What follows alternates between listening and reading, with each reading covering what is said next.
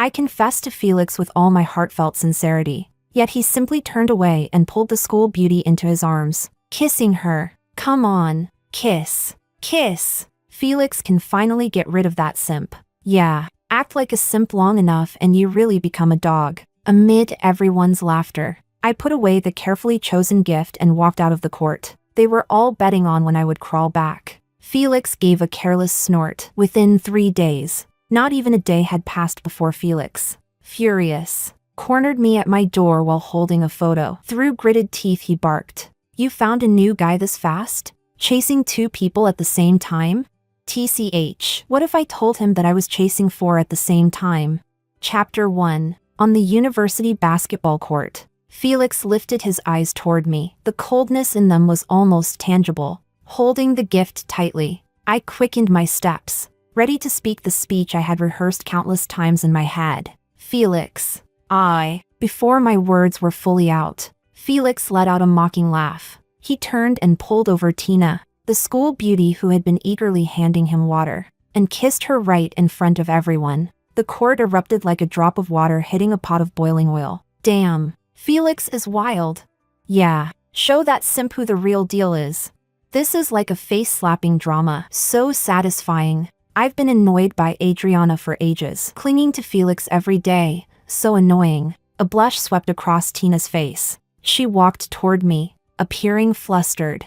I'm sorry. I didn't know how. A girl beside her interrupted. Tina, why are you apologizing? You and Felix like each other. Some simp has no right to say anything. Others chimed in mockingly. Exactly. And the simp is still standing right here. How shameless. I let out a self-deprecating laugh, put the gift away, and walked off the court. Behind me, I vaguely heard Felix's close friend. She's simped for you so long, and you really don't feel anything?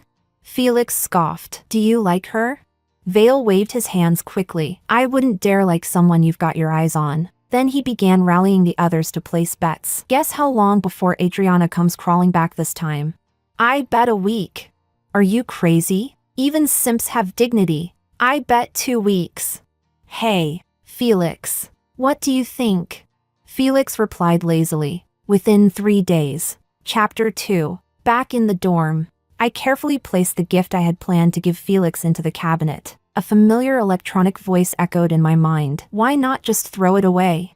My fingers tapped rapidly on the screen as I replied in my mind to System 646, if he doesn't want it, I can still give it to someone else. System 646 paused for a second before suddenly understanding. Recycling trash, only you would think of that. On my phone were my no. 2 Sugar Daddy Eric. No. 3 Santiago. And no. 4 Ryan. Being a simp is tough these days. Gifts you hand out have to be managed with precision. My phone chimed several times. Eric the big idiot said, get over here tonight. Santiago the pig brain said, still throwing a tantrum? I can't even call you out.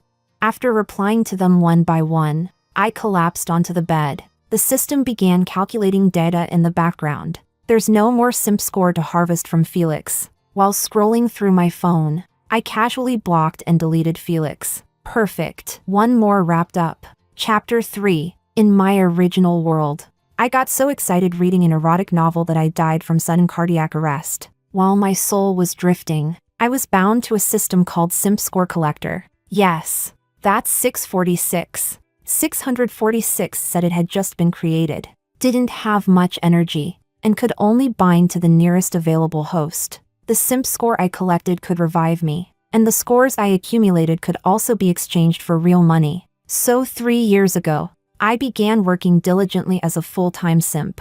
And today, I finally graduated from Felix. Looking at the total simp score 646 converted for me over the years, I couldn't help laughing out loud. Being a simp really paid off. No stealing, no robbing, and I got rich overnight. He. 646 said. My energy is almost full too. Host, you really are fast. I made an okay gesture. A professional simp always works efficiently. Chapter 4. People began returning to the dorm one after another. Among them was the girl who had defended Tina on the court earlier. The moment she walked in, she started speaking in that passive-aggressive tone. Did you guys see it? The real deal is the real deal. So much better than some simp. Simping for years and still failed. Did you actually think Felix would ever like you?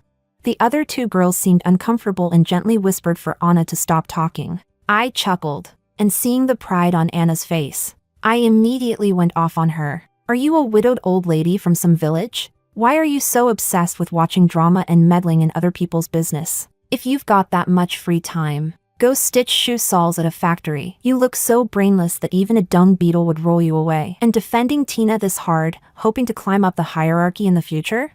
Anna clearly hadn't expected the always timid me to talk back. She froze on the spot. A true simp always behaves politely in public. Just because I used to pretend to be cowardly doesn't mean I actually am. I'm naturally kind and don't like cursing people. Anyone who gets cursed by me is someone who deserves to be cursed. A crappy workday is annoying enough, yet there are always idiots adding to my workload. The two girls in the dorm turned away, holding back laughter after seeing Anna get shut down. This girl had always acted arrogant because Tina was the principal's daughter. Anna's face turned bright red, seemingly struck where it hurt. She began babbling. What nonsense are you talking about? Why would I steal Tina's boyfriend? I snorted. With that brain of yours, even a dung beetle would push you away. After saying that, I grabbed my gift and signaled to my roommates not to bother keeping the door unlocked for me. Anna's hateful voice sounded from behind me. Can't simp for Felix, so you're going to simp for someone else? A simp will always be a simp. There's no need to bother with an idiot like her. Though she is right about one thing. I really am going to simp for the next guy. A true simp collects everything in the end. Chapter 5. I arrived at the banquet in Eric's car. The inside was packed with influential and distinguished people. Eric's staff led me to a lounge to change into an evening gown before letting me out. I tidied my hair, deliberately exposing the right side of my face. The only reason I managed to score favor with Eric was because I looked like his first love. Heaven bless. Thank you, dear first love. I searched the banquet hall for Eric. I hadn't found him yet, but instead spotted another benefactor, Santiago. I quickly rushed into a crowded corner to hide myself. I was sweating like crazy. I almost forgot that Eric's family and Santiago's family were business archenemies. They appeared at every event together. Logically, a setting with sworn rivals should mean if you're here, I'm not. If I'm here, you're not. With constant fighting, but with my poor person mentality. I could never understand these rich people dynamics. Hiding was the safest choice. Santiago's gaze suddenly swept toward my direction. I twisted my face away and shut my eyes. Let him suddenly go blind for a few seconds. Please. He seemed to be glancing casually. After a couple of looks, he turned away. Suddenly my phone chimed. Santiago Damazepig said, "Still mad?" I looked up and saw that Santiago had just rejected several girls who invited him. I typed back, "No." He replied instantly, "Come here now. I'll send someone to fetch you." It wasn't a request, it was an order. Thanks for the invitation, but I'm literally sitting on the small sofa right behind you. Weakly, I typed, "My stomach hurts. I'm in the dorm right now." Little bunny hopping JPG. Just as I finished typing, a shadow fell in front of me. I jumped, immediately turning off my phone. Raising my head, I realized it was Eric, still wearing that private face expression he only showed when he wasn't dealing with outsiders. I instantly lifted my face into a smile and playfully complained, "Why did you take so long? My legs are sore from standing." Eric liked this act a lot. And for once, he spoke to me gently. "Your complexion looks bad. Not feeling well?"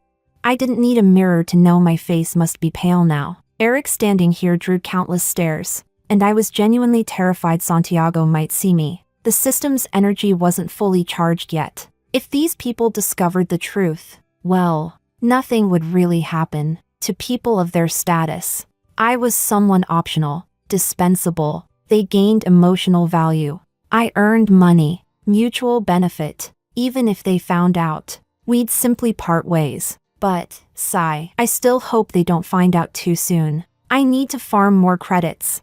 Chapter 6. When Eric brought me back, Santiago had already left. After being forced to meet a lot of CEOs and big shots, I said I wasn't feeling well and wanted to return to the dorm. Since I behaved relatively well today, Eric let me go without question. Before I even reached my dorm, Santiago's call came through. In your dorm? I'll come get you. I had just said okay, and he immediately hung up. Good thing I understood Santiago's personality. That bastard. If he didn't drag me back to the banquet, he would definitely come find me. I'd been spending too much time simping for the others recently and had neglected Santiago a little. The back-end simp score for him had fallen way behind the others. Santiago's car arrived quickly. Get in. As soon as I got in the car, I pulled out the second-hand gift, originally intended for Felix, then for Eric, but I forgot to give it to him. Now giving it to Santiago was perfect timing.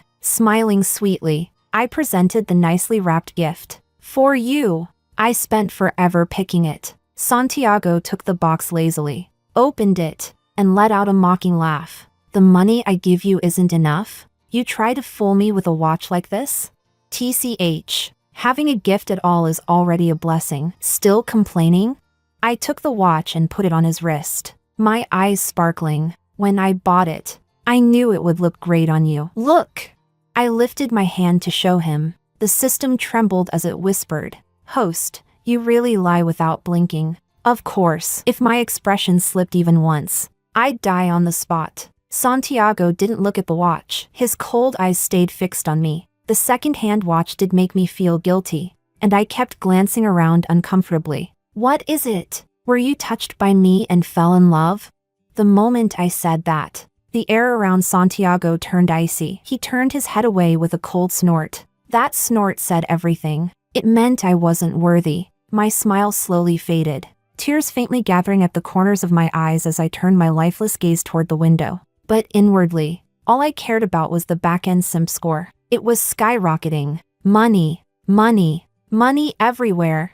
Chapter 7. Santiago had the typical male lead problems, picky eater and insomnia. I couldn't cook at all, so I always secretly asked the system to order high-end private dishes for him, and Santiago still acted like he enjoyed the food immensely. At night, we of course slept under the covers purely to sleep. With his personal cleanliness issues, Santiago always made me shower in his bathroom before getting into bed. I had a 9 a.m. class, so when I woke up, Santiago was still asleep.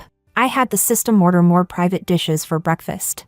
I even slipped a little heart-shaped note under the plate. Time to earn some post-sleep profit. By the time I caught a taxi to school, class was about to start. I quickly sent a good morning to my no-for benefactor, then rushed up the stairs. There was almost no one in the hallway. People without class were sleeping, and people with class were already in their rooms. I entered the classroom right on the dot, and the professor's lecture soon had me dozing off. I could never sleep well when sharing a bed with Santiago, felt like my life force was drained every night. Half asleep, I chatted with Ryan. Ryan was a professor the university paid a high salary to hire. 28 years old, successful and promising. He had class today too, but in another building. We agreed to have lunch together at noon. Originally, since today was Wednesday, I should have had lunch with Felix. But since I wrapped up the one storyline yesterday, I no longer had to worry about scheduling time for him. Ryan told me to wait in the classroom after class. I packed my things slowly as everyone rushed off to eat. The classroom soon emptied until only I was left. I had barely stepped out when a tall figure suddenly appeared in front of me. He shoved me back into the classroom forcefully, gripping my wrists. My head was pushed back and hit something soft with a thud. When my eyes focused, I saw Felix. His eyes were bloodshot, expression fierce. Blocked me? Ran off to simp for someone else? My legs went weak, and I laughed awkwardly. What are you talking about? He pulled a photo from his pocket. Too bad I didn't go to the banquet last night. I missed a great moment. Huh? I looked closely, and everything went dark. The photo showed me and Eric together at the banquet. Felix looked like an enraged beast, breathing heavily. Fuck, was simping for two people at the same time fun for you? At that moment, the back door burst open with a bang. Ryan appeared at the entrance. He smiled. What's going on here? Pretty lively. Whether it was fun or not, I didn't know. I only knew these men were about to ruin me. Chapter 8. I swallowed unconsciously, forcing down the urge to run. I knew things might blow up someday, but I didn't expect that day to come so quickly. My eyes darted between Felix and Ryan. Since I couldn't get any more simp score from Felix anyway, I jogged over and stood behind Ryan, lowering my voice. I immediately chose my side. I'm not familiar with him, which was true after simping for Felix for so many years. He always treated me like I was invisible. When he was in a bad mood, watching his buddies lock me in a bathroom all night was nothing unusual. When I brought him water during basketball practice, he would take it, open it, and pour it on the ground. He never thought of me unless he needed physical labor. Back when I wasn't yet a full-fledged femme fatale, Felix once called me out, said he wanted to hang out. In reality, he just wanted me to deliver an umbrella. Delivering it was one thing, but the bastard grabbed the umbrella and left me walking home in the rain. The next day, with a fever, I still had to force myself to work as his simp. Fortunately, that round of simp score was quite generous. Chapter 9. Ryan's tall figure shielded me, and I couldn't see his expression. I didn't know if he believed me or not. I wasn't too worried Felix would expose me, given his arrogant drama king personality. He never wanted to be associated with me anyway. If I denied knowing him, the emotional contrast would hit him hard and piss him off enough to leave. As expected, Felix's face collapsed the moment he heard my words, a storm raging in his eyes. TCH. Who even knows her? He kicked the back door hard and stormed out in fury. Once he left, I finally let out a deep breath. I tugged gently on Ryan's sleeve. Good thing you came. I was really scared just now. Ryan turned around, staring straight into my eyes. TCH. Did he not believe me? I stepped forward, leaning myself into Ryan's chest, and just as expected, I was pushed away. Ryan's face showed clear disgust. He reached into his pocket, pulled out a pack of wet wipes, and meticulously wiped my hands back and forth. Only after that did he give my back a light pat as comfort. Then he pulled another wipe to clean the hand that had touched my back. All right. He didn't say anything, but I could still feel myself being insulted. Ryan had a severe dual personality. Right now, he was the restrained, disciplined version with a serious cleanliness obsession. But at night, he became someone else entirely. Dark, sharp, almost violent. One night after 8 o'clock, I was still at his apartment mooching off his air conditioning, and I witnessed his second personality firsthand. Honestly, not only did it scare the life out of me, even the system screamed in my head like crazy. Nighttime Ryan didn't have that damn cleanliness obsession anymore. He put my hand in his mouth. After satisfying himself, he pinned me down on the bed and hugged me tightly to sleep, purely sleep. The contrast was so overwhelming it kept my eyes wide open until midnight. I was terrified he'd suddenly go off the rails, but the whole night passed without incident. Since then, I never brought up that night to Ryan, and he seemed not to remember it either. I lifted my hands with a bright smile. All right, all clean, let's go eat. Chapter 10. After freeloading a lunch with Ryan, I gained quite a few more simp score points. I decided to give myself a small break today. No one in the dorm had class, some went out on dates. Some went to work. Anna threw in her usual sarcastic jab before heading out as well. I lay on the bed watching TV with the system. 646 said, "This movie is really good." I rolled over, unplugged the charger, and turned on Do Not Disturb mode. How good. 646 clearly got excited, but I had a bad feeling about it. Don't tell me it's another mother-in-law versus daughter-in-law drama. Or one of those rebirth stories where the protagonist falls in love with themselves? No. The electronic voice of 646 suddenly deepened. This one has depth. I stared unblinking at the footage the system projected. Let me see how much depth it really has. The background music started, and a row of blue-white text appeared. Love and hatred in a sea of bitterness, from chaos to abandonment. Instantly, I became interested. Okay. Now this I like. 640 SIX's proud voice came through, right? I had barely watched half an episode when a loud knock came from outside the dorm. Did they forget their keys? I jumped out of bed and opened the door. Standing outside was Tina. I frowned. What is it? Tina slammed her shoulder into mine and headed straight for my bed. There was still the cup of water I had filled earlier, sitting on my desk. Tina grabbed it and dumped the water all over my bed. Huh?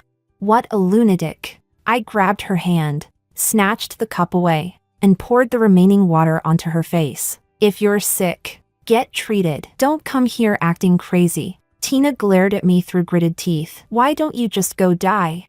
I laughed. What kind of line is that? I at least have to live long enough to see the day you stop spewing nonsense. Tina, furious, pointed at me. Felix was this close to agreeing to date me that day. Did you mess it up again? Now that is something you shouldn't say out loud. He kissed you and isn't taking responsibility? TSK, TSK, TSK. What a jerk. Honestly, you'd be better off liking me. Tina wiped the water from her face. For once, she didn't argue back. She quietly reddened around the eyes. What?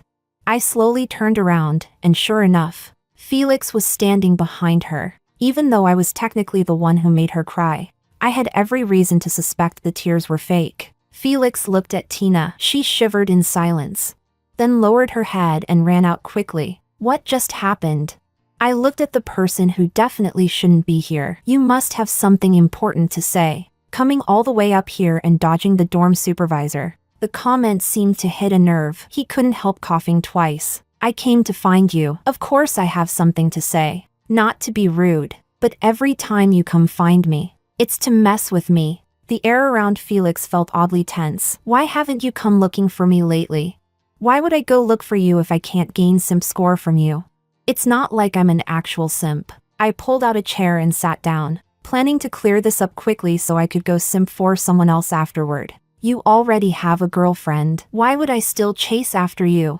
Felix stuttered, stepping closer. No, I didn't actually kiss her that day. He rarely explained anything, so he looked genuinely embarrassed. Oh, Felix clearly didn't expect such a flat reaction. He grew uneasy and began probing. That photo from that day, that wasn't you, right? And that man, I lifted a finger. That was me. You weren't mistaken. I almost laughed. I finally understood why I couldn't get any simp score from Felix. Because Felix had feelings for me. And for people in my line of work, collecting simp score, the worst scenario is when the target develops real feelings. Because then the system interprets it as mutual affection and stops giving points. I don't know if you and Tina are together. I don't want to know. Felix, I liked you for 3 years. I'm exhausted. I tried to fit into your circle, but they always looked down on me. Do you know why? Because you allowed it. Deep down, you think everything I do for you is just how it should be. Since I like you so much and can't leave you, you think you can treat me however you want, right? For the first time, Felix was speechless after being confronted by me. I was about to continue improvising when the dorm door was suddenly pushed open again. A tall figure stood framed by sunlight, his face obscured. Dust motes drifted in the air. A familiar voice suddenly called my name, Adriana. No emotion, no fluctuation. Oh no, this was the prelude to Eric being angry. I looked at Felix, who clearly understood everything now. Yeah, this situation was probably going to explode. Eric strode forward and pulled me into a possessive embrace. Felix reacted quickly too, grabbing my arm. Hello? This is a girls' dormitory. You guys are real freaks. Every single one of you. I raised a hand weakly. How about you let me explain? Chapter 11. In the end, there was no explanation at all. I was forcefully dragged out of the dorm. When we reached the ground floor, the dorm supervisor Auntie saw 2 tall, handsome men walking out and her eyes widened. Then she looked behind them and spotted me, and instantly understood everything. She even secretly gave me a thumbs up. Auntie, and oh, what are you imagining? Eric pulled me toward that understated Maybach, and Felix got into the car as well. Seeing this, Eric's voice turned icy. Get out. Felix didn't back down. Wherever my girlfriend is, that's where I am. Eric paused and looked at me, not a hint of a smile on his lips. Girlfriend? Oh no, I'm not taking the blame for that.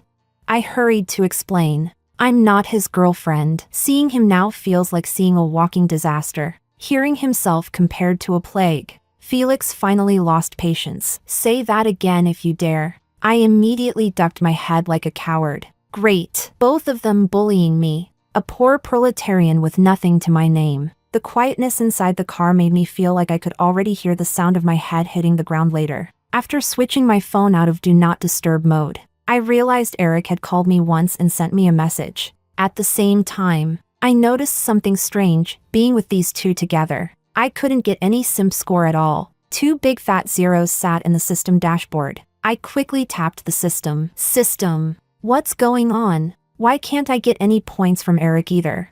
646 ran a rapid diagnostic. I checked the back end, no issues. Unless...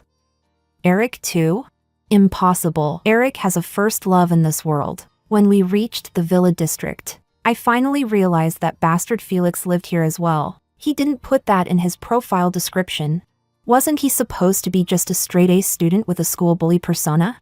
I shrank into the car seat, pretending to be dead. Eric knew my habits very well. Get out. I flinched and scrambled out of the car immediately. Chapter 12. Right now. The situation was, Felix had realized I wasn't only simping for him. There were 2 more outside. Sorry, actually there were 4. Hee hee. Felix was so furious he practically spun in place, sitting on the sofa watching him pace. I asked in confusion, "Why are you angry? You didn't like it when I was simping for you before anyway." Since I couldn't get any simp score from Eric anymore, I might as well stop pretending in front of these 2. Eric walked over with a plate of fruit. I reached out to take some, but my hand was suddenly stopped. Wipe your hands. That familiar pack of wet wipes. My fingers were cleaned one by one before I was allowed to pick up the fork. Eric's emotions seemed far more stable than Felix's. That gave me a sense of security. Worst case scenario, we'd just go our separate ways. The only reason I could get simp score from Eric in the first place was because I looked like his first love. Who would choose a fake pearl over the real one? Never thought I'd lose 2 score sources within just 2 days. My poor heart. Halfway through eating fruit, I saw the 2 of them sitting not far away, seeming to be discussing something. They probably feel uncomfortable knowing they were both being simped for by the same person. So now they're making sure neither of them tells anyone what happened today. 646 glanced at the 2 of them, clearly disapproving. After finishing the last piece of apple, I clapped my hands and stood up. There shouldn't be anything left here that involves me. Originally, I worried they might beat me up. Thankfully, as expected of upper-class men with higher education, they didn't resort to violence. But for some reason, I still felt uncomfortable inside. While they were still talking, I quietly moved toward the front door. I pressed my finger onto the fingerprint scanner. Suddenly, several alarm sounds blasted through the air. The noise immediately drew the attention of the 2 men behind me. Felix strode over and grabbed me. "What are you doing?" I let out 2 shaky laughs. "If I say I just wanted to go out for a walk, would you believe it?" Eric gave a short, cold laugh. "Scared?" I am the kind of person who refuses to back down when questioned. I straightened my back and looked up at Eric. "Since everything's already been said, I'm going back to the dorm." I turned to leave. Eric's cold voice froze me in place. "Don't want your legs anymore?" Excuse me, why did this suddenly turn into a crime documentary? Felix frowned in disapproval. "Why are you scaring her?" Eric walked toward me, casually brushing a strand of my hair with his fingers. "Some people only learn when they're scared." My breath hitched. The system screamed in my head. "Crap! Your simp score turned into villainy points." Huh? What the hell is that supposed to mean?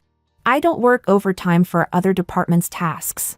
Felix seemed to take Eric's words seriously. He nodded thoughtfully. "True, she's been so disobedient. Maybe there are others besides us?"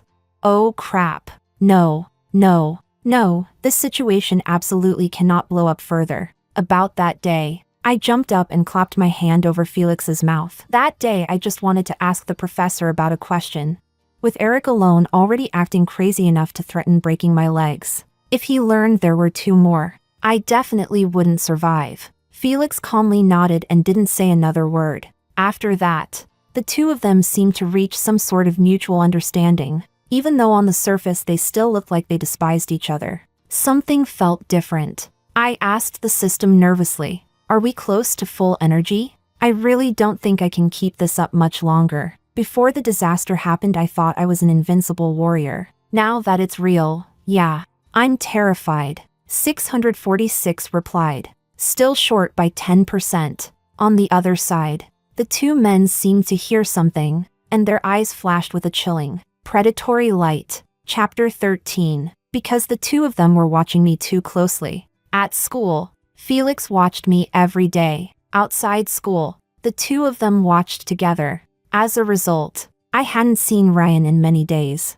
He didn't like chatting on his phone, and who knows what happened to Santiago. He seemed very busy lately as well, disappearing after only a few exchanged messages. Putting my phone down in the restroom, I let out a long sigh. Can we even go back now?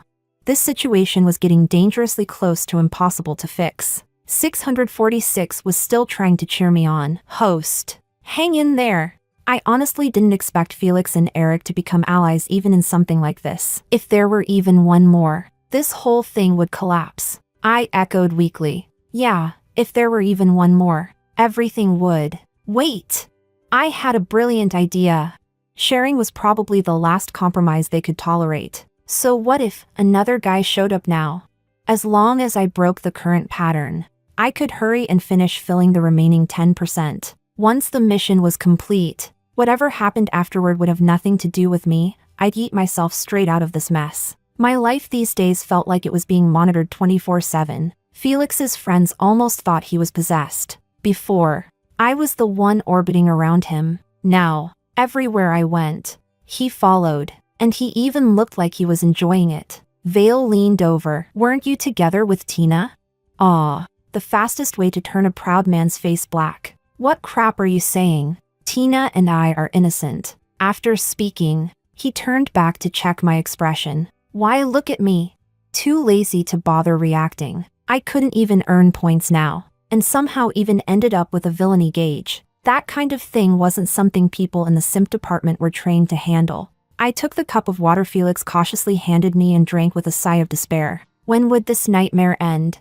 Chapter 14. As expected, once Santiago finished his work, he sent me a message. Where are you?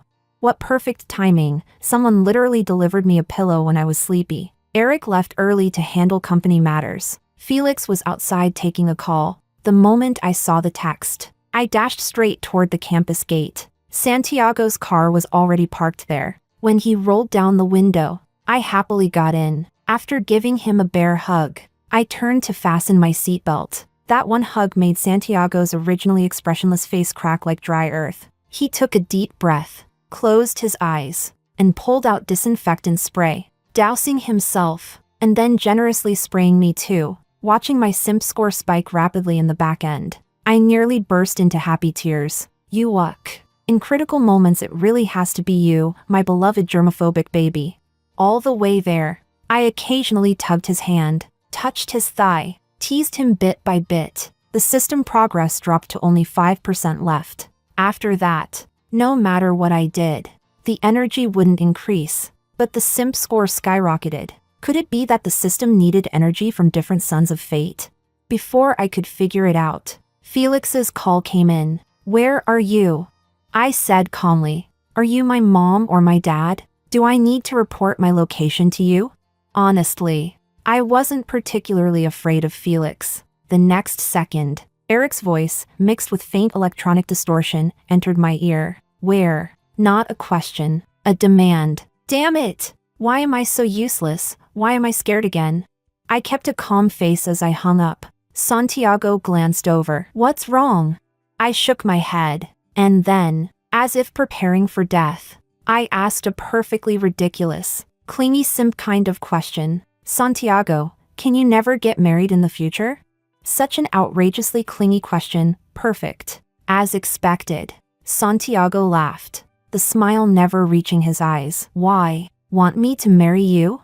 I looked at him with genuine hope. He spoke, displeased. You can stay by my side, but you can't even keep your place straight?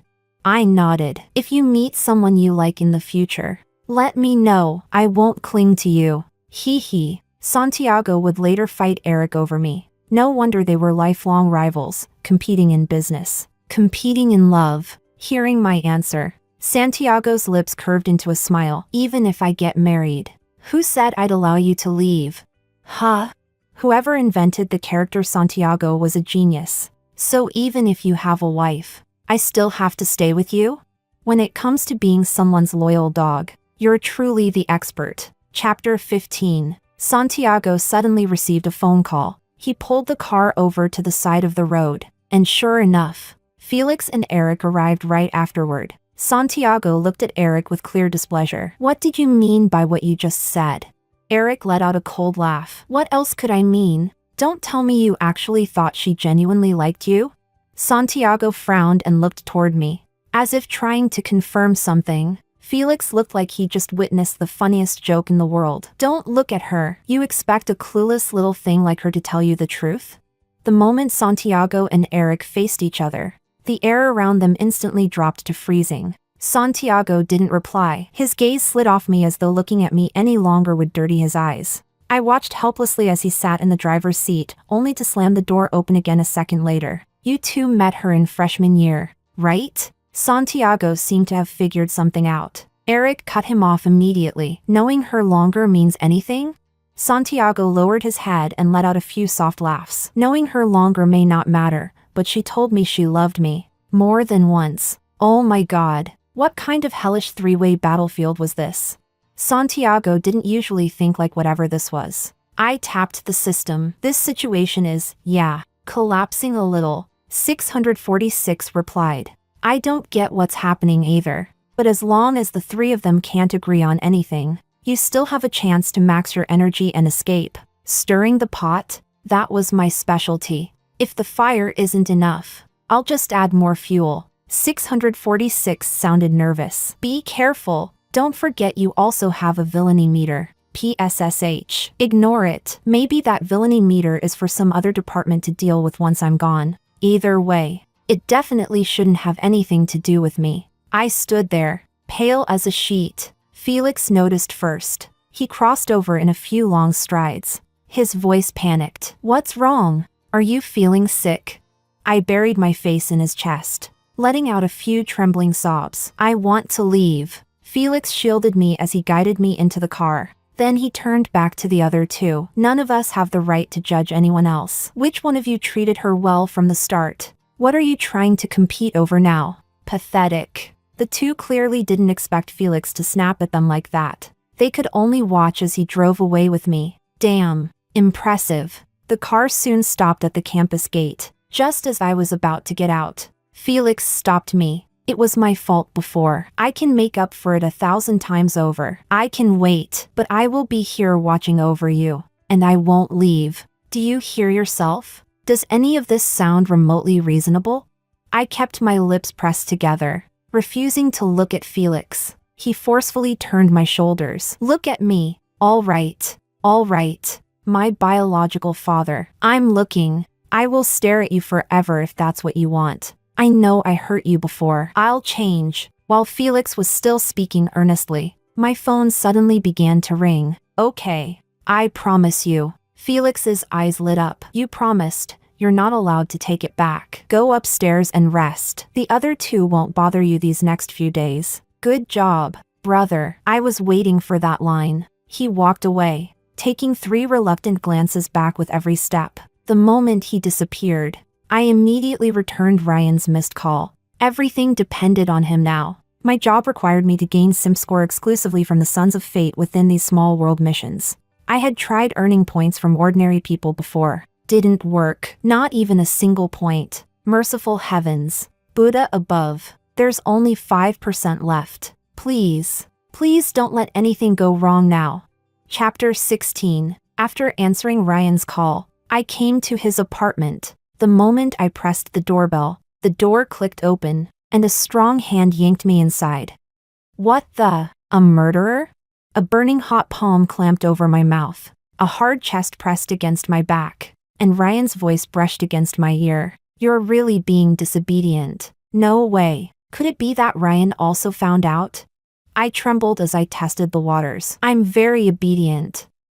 I eat well and sleep well. Ryan let out an ambiguous laugh. After answering Ryan's call, I came to his apartment. The moment I pressed the doorbell, the door clicked open, and a strong hand yanked me inside. What the? A kidnapper? A burning hot palm clamped over my mouth, a hard chest pressed against my back, and Ryan's voice brushed against my ear. You're really being disobedient. No way. Could it be that Ryan also found out? I trembled as I tested the waters. I'm very obedient. I eat well and sleep well. Ryan let out an ambiguous laugh. System. Why does this Ryan feel different? The previous Ryan always had a sense of distance. Unlike the other three, he didn't treat me with intense emotions. But somehow there was always something indescribably off. There was only one explanation. Ryan had a second personality, a part of him completely different from the Ryan I knew. I clawed at his hand. I could barely breathe anymore. Ryan. He cut me off before I could finish. Shoo, don't talk. His scorching breath spread across my cheek. God, this was so creepy. Then the system's electronic voice sounded. Puzzled. Huh? You haven't even started yet. Why is my energy meter showing full? Heaven really leaves one path. Then what are we waiting for? Let's go! Exit the world now. My coins had already exploded to near maximum. These men were practically squeezed dry. There was no reason left for me to stay. The system backend suddenly beeped repeatedly. 646 said. What the? Exit request failed? But the energy is clearly full. Come on. Not at a time like this. While the system frantically checked for problems, I was barely managing to hold off Ryan's second personality. I pushed at him desperately. Calm down. Calm down. This dangerous unhinged persona was absolutely not something I wanted to handle right now. Before I could even shove him away, he pinned me onto the sofa. Don't run. I won't run. I won't run. Just calm down first. Why did Ryan's second personality appear before 8 o'clock today? How long would it last? And could this be related to why I couldn't exit the world? 646 said. The main system isn't responding. It's like it isn't receiving any of my messages at all. Don't do this. Now I'm starting to panic. Ryan's consciousness seemed unstable. While I was coaxing him, he suddenly tilted his head and fell asleep. I let out a huge sigh of relief. I sat up on the bed. This can't go on. System. Did you find anything? 646 looked miserable. I don't know either. This is the first time something like this has happened. I'm asking the seniors on the system forum now. Wow, there's even a forum. High tech. I collapsed back onto the bed. Well, it's come to this. Let's just sleep first. I peeled Ryan's hand off me. After a full day of mental gymnastics, I was exhausted. Chapter 17. The moment I opened my eyes the next morning, I sensed something was wrong. My hands couldn't move at all. Looking down, I saw a pair of leather handcuffs locked around my wrists, as if afraid I might struggle and rub my skin raw. The inner lining was padded with goose down. Ryan wasn't in the bed. I stared at the cuffs and asked the system, "Can you open these?" 646 answered confidently, "Of course I can." Good enough, as long as they can be opened. Ryan appeared at the door holding a bowl of something unknown. When he noticed I was awake, he walked toward me. Do you feel uncomfortable anywhere? Acting all proper and decent now. Huh, you're still Ryan's second personality, right? Ryan's hand, mid-scoop, froze. What personality? I let out a short, cold laugh. I don't know why you locked me up. You didn't seem to care much about me before. What are you trying to pull now? Ryan set the bowl aside and sighed. I know you're entangled with the others, but right now, you can only choose me. Funny. They all said that at some point. At this rate, why don't I just spend my entire life with all four of you? Ryan's expression returned to his original coldness. He placed the bowl down and left the room. 646's excited voice suddenly rang out. A senior replied to my message. What did they say? 646 said. They said the situation is rare, but not unheard of. It's happened before. As long as your energy bar is full and you encounter a moment where your life is in danger, I can force an exit from the world. I quickly asked. Then all the money I collected, is it still there?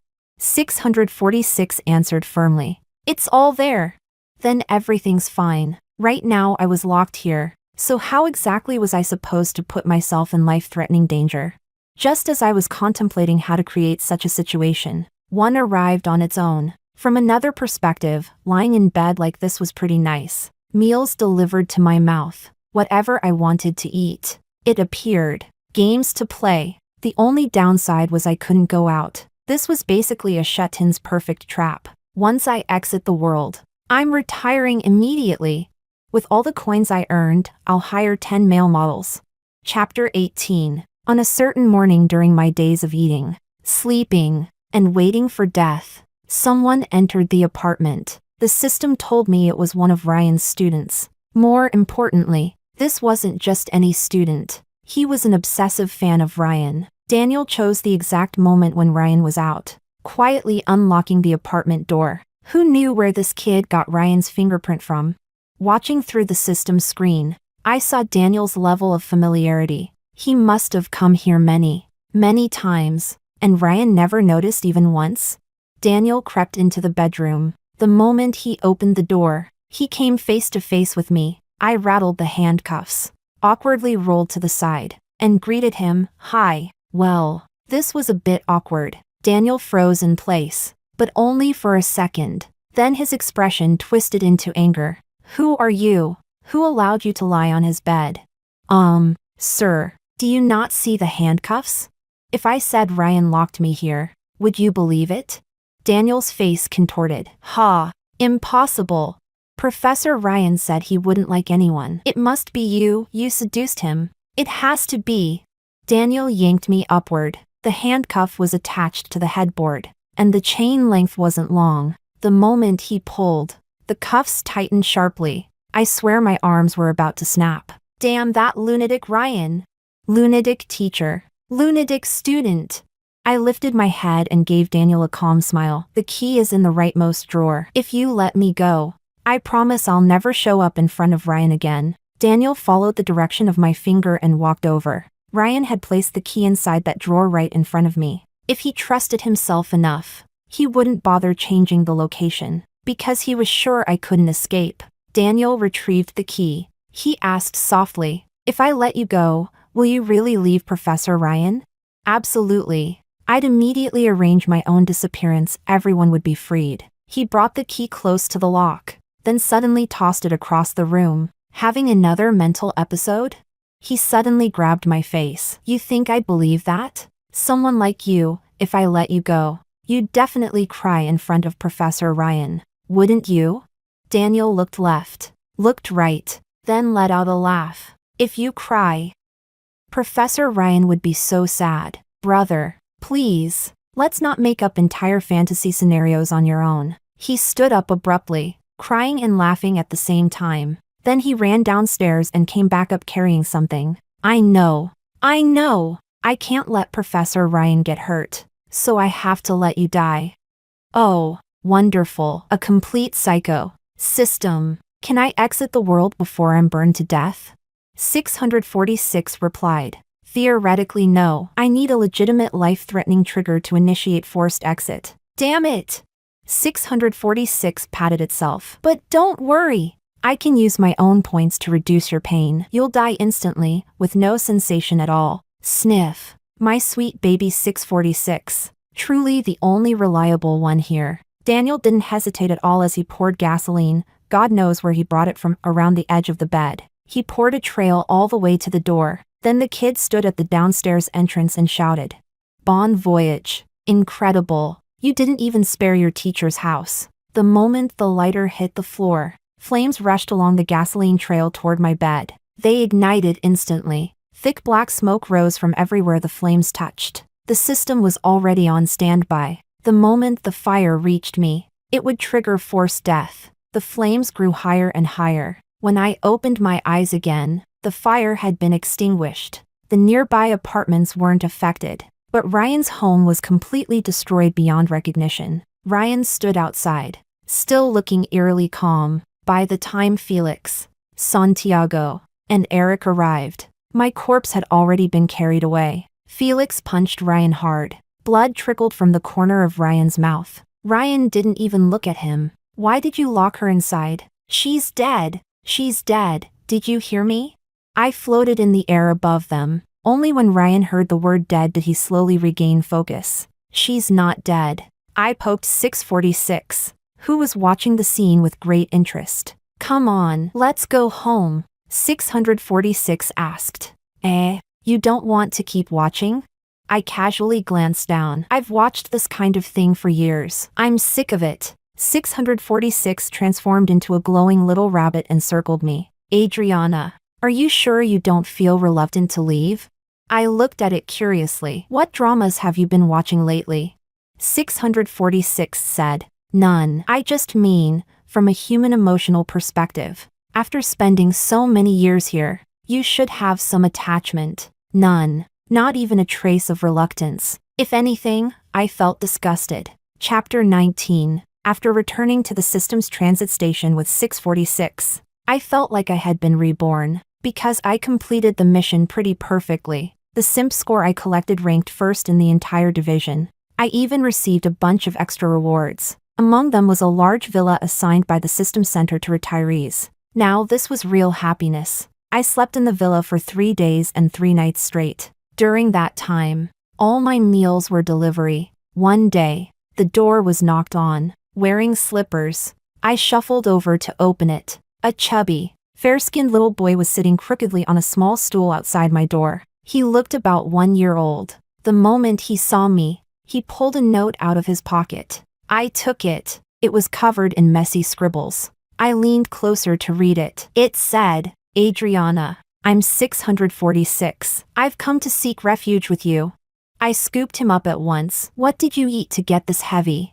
646 babbled indignantly, not forming a single proper sentence. Seeing how anxious he looked, I leaned to his ear to listen closely. They are coming for you. Excuse me? Is this turning into a horror story? I calmly carried 646 inside. If they dared come here, every single one of them could die for all I cared, while pinching 646's chubby little cheeks. I said, you need a name. How about Chubby? 646 immediately threw up his tiny fist in protest. I pushed his little hand down. Okay, I get it. Chubby, yes. You love this name. Knock, knock, knock. The door was knocked on again. Delivery this early? Holding Chubby, I struggled to open the door. Outside stood several very familiar figures. I immediately slammed the door shut. Get lost.